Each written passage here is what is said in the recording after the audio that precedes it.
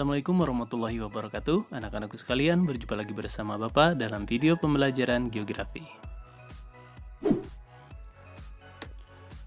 Pada video kali ini, Bapak akan membahas materi tentang karakteristik dan persebaran negara maju dan berkembang di dunia. Kita mulai dari karakteristik negara maju dan berkembang terlebih dahulu.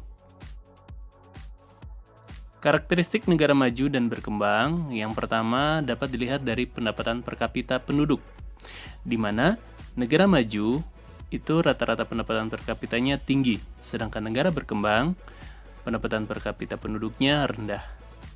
Kemudian dari sisi pertumbuhan penduduk, negara maju pertumbuhan penduduknya rendah, dan negara berkembang ini pertumbuhan penduduknya cukup tinggi. Terkait dengan pendapatan per kapita penduduk, mari kita lihat sama-sama gambar berikut. Bank Dunia mengklasifikasikan negara berdasarkan pendapatan per kapita menjadi 4. Ada tinggi, menengah atas, menengah bawah, dan rendah.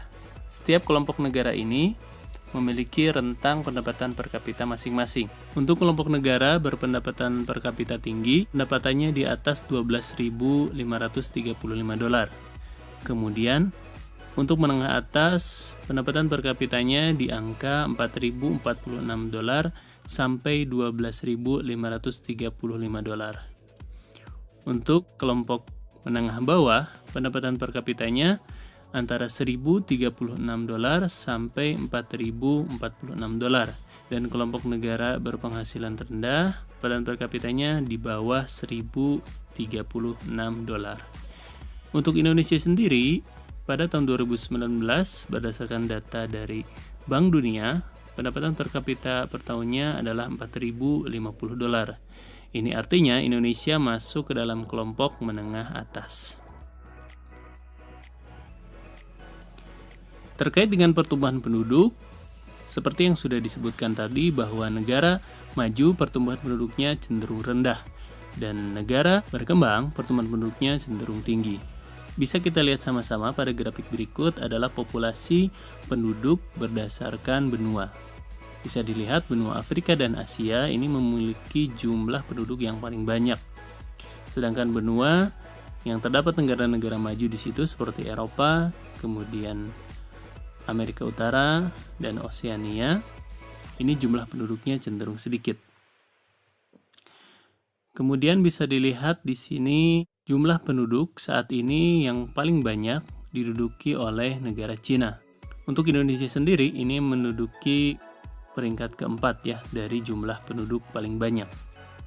Dari situ bisa kita simpulkan bahwa negara-negara berkembang jumlah penduduknya memang cenderung lebih banyak, sedangkan negara maju jumlah penduduknya cenderung lebih sedikit.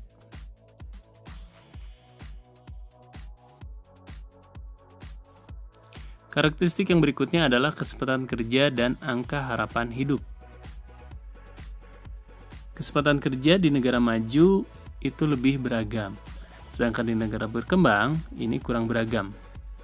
Kemudian untuk angka harapan hidup di negara maju itu rata-rata di atas 60 tahun, sedangkan di negara berkembang ini di bawah 60 tahun.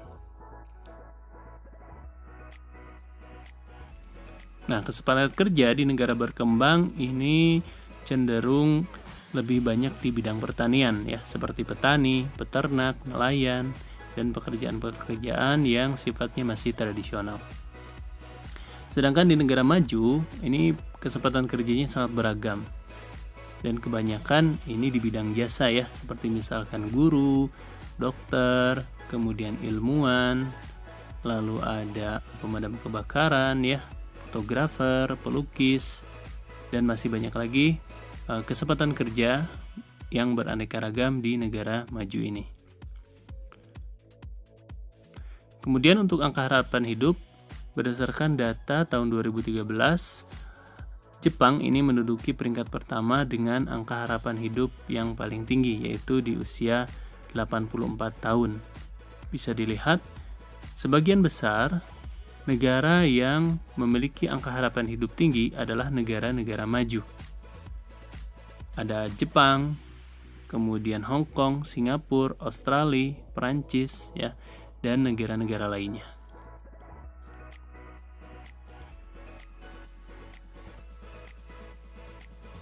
Karakteristik berikutnya adalah pemanfaatan lahan dan tingkat pendidikan.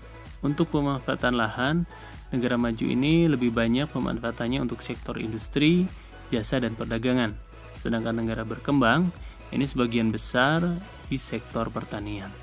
Untuk tingkat pendidikan, negara maju tinggi, sedangkan negara berkembang rendah. Tingkat pendidikan bisa kita lihat di sini adalah negara dengan sistem pendidikan yang paling baik. Di sini ada Finlandia, Belanda, Irlandia, Estonia, Belgia, ya, kemudian Swiss, Qatar, Jepang, Singapura, dan New Zealand.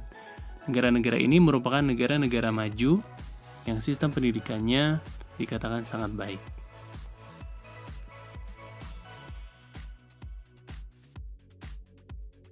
Karakteristik berikutnya adalah tingkat kesehatan dan kemajuan dan pemanfaatan teknologi. Tingkat kesehatan di negara maju tinggi, sedangkan di negara berkembang rendah. Untuk kemajuan dan pemanfaatan teknologi, negara maju ini cenderung lebih cepat, sedangkan negara berkembang agak lambat. Untuk tingkat kesehatan, kita bisa melihat dari Human Development Index. Angka ini membandingkan antara angka harapan hidup, pendidikan, dan standar hidup. Bisa dilihat negara-negara di Eropa, ya, di Amerika, di Australia, ini memiliki angka Human Development Index yang cukup tinggi. Sedangkan negara-negara berkembang, ya, seperti di Afrika di sini, nilai HDI-nya cukup kecil. Nah, berkaitan dengan kemajuan dan penguasaan teknologi, gambar ini menunjukkan adalah negara-negara yang mampu memanfaatkan teknologi untuk mengembangkan negaranya. Di sini ada Finlandia, kemudian Singapura, Swedia, Belanda, ya, dan negara-negara maju lain yang sebagian besar negaranya ada di Eropa dan sebagian di Asia. Ini sudah mampu menguasai teknologi. Nah, adapun ini adalah merek teknologi yang memiliki nilai tinggi, ini kebanyakan dikuasai atau berasal dari negara-negara maju. Selanjutnya, persebaran negara maju dan berkembang di dunia. Negara maju ditandai dengan daerah yang berwarna biru, sedangkan negara berkembang ditandai dengan daerah yang berwarna merah. Dari peta ini bisa kita lihat bahwa negara maju ini sebagian besar ada di benua Amerika Utara, kemudian di benua Eropa, lalu di benua Asia bagian utara, dan ada di sebelah selatan di benua Australia dan ada Kepulauan New Zealand. Untuk negara berkembang, sebagian besar ada di benua Amerika Tengah dan Amerika Selatan, di benua Afrika, dan di benua Asia. Ada Asia Tengah, Asia Selatan, dan Asia Tenggara. Oke, cukup sekian dulu untuk video pembelajaran kali ini. Terima kasih yang sudah menyimak sampai akhir. Sampai ketemu lagi di video pembelajaran berikutnya. Akhir kata, wassalamualaikum warahmatullahi wabarakatuh.